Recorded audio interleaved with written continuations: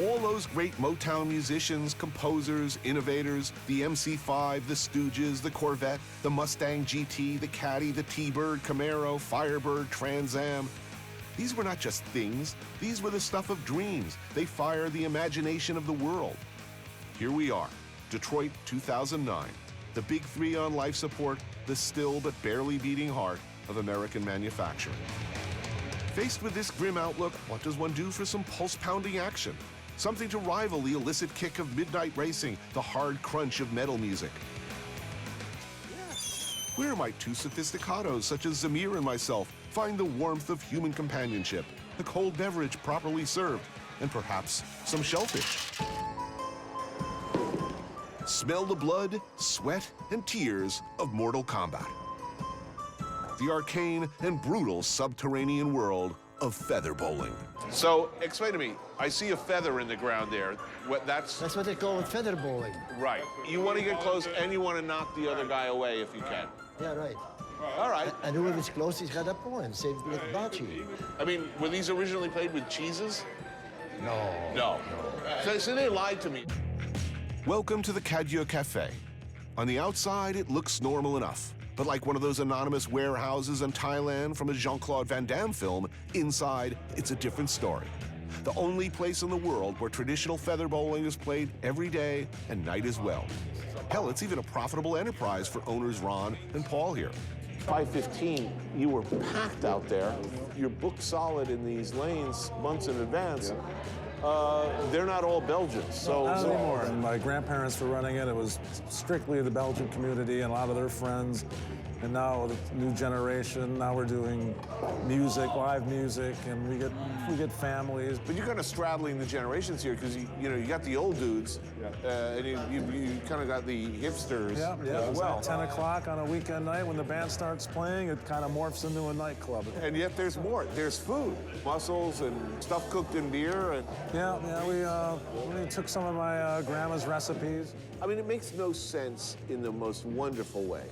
It's a business model that if you went to pitch to a banker, I'm thinking of opening a Belgian themed place with feather bowling. And, and big pots of mussels. And mussels. An idea suddenly occurred to me. Of course, an opportunity to even up some historical grievances with Russia Boy. Grind my commie comrade into the free market soil, drenched no doubt with the blood of patriots. Okay, maybe I'll just kick his ass at feather bowling. I'm still bitter about the Hitler-Stalin pact. We split into teams with some expert feather bowlers. He's a champion. Oh, man, wait a minute. You're good at this, though, right? Because we can't let the Russian win. So you need to be a peasant to be good at it, right? That's right. It's like, you have to be a peasant. hammer and sickle, that's what unites us. This is for Korea. No way. Yankee, go home. This is for Francis Gary Powers and the U2. I surrender, Red. Whoa! No way! What a block. A seasoned feather bowler relies on a light touch and a deep understanding of the game. Zamir and I fell back on trash talk and psychological warfare. Tony, do you remember Khrushchev's line in United Nations? We'll bury you. This is a home run.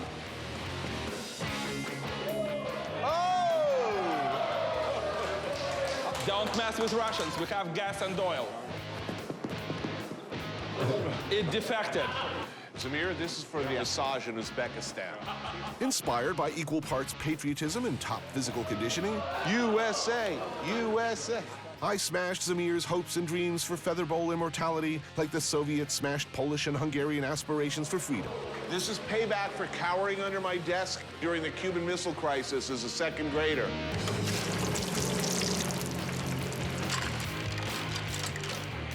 That settled, it was time to sample some Belgian bar food. This is Belgian beer stew. Basically Belgian stew made with beer. Boule frite. Everything that made America great is pretty much, part of the Detroit story. When did that start to go wrong? The press didn't help Detroit. I mean, we were the murder capital. It was, that was in the mid-'70s, that's all you heard, murder capital. I've been absolutely having the most wonderful time. I'm really liking everybody I meet. I've been eating really great food. These mussels are amazing, man. I tell you, been here all my life. I grew up here, and I'm proud. I'm a proud Detroiter. Why? I never back down. I never, it's like, oh, I'm from Detroit, yeah, we got our You get problems, respect but when I'm you proud. travel and people don't mess with you. Oh, yeah, nobody messes with you when you tell them you're from Detroit. If you're in Florida, where are you from? Detroit? Oh, okay. Yeah, right away. They think you're a badass. Yeah, exactly. That's one of the things that I really, so far in this trip, that's really hit me. So no matter how bad things are in Baltimore, I ask them, you want to live anywhere else? Hell no. No.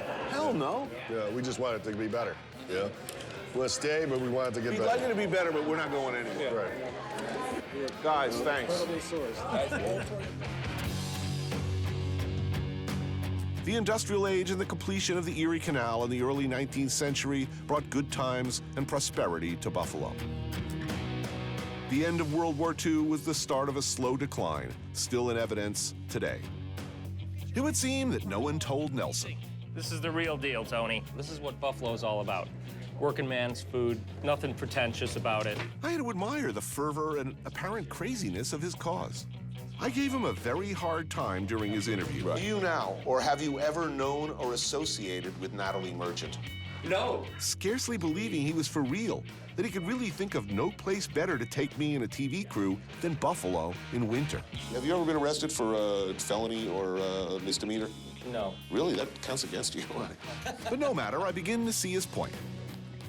There's a perverse joy to being alive and living in Buffalo, even in the coldest part of winter, at night, in what I call a blizzard, which is exactly when I'd recommend arriving. Then go someplace like Ulrich's, where you experience the basic and delightful duality of the Buffalo experience.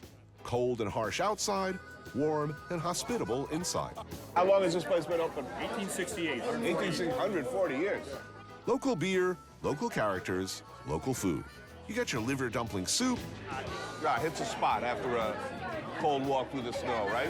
your obligatory Buffalo chicken wings, which I like fine, by the way, but frankly, you can have Al and Roker describe them for you in some other show.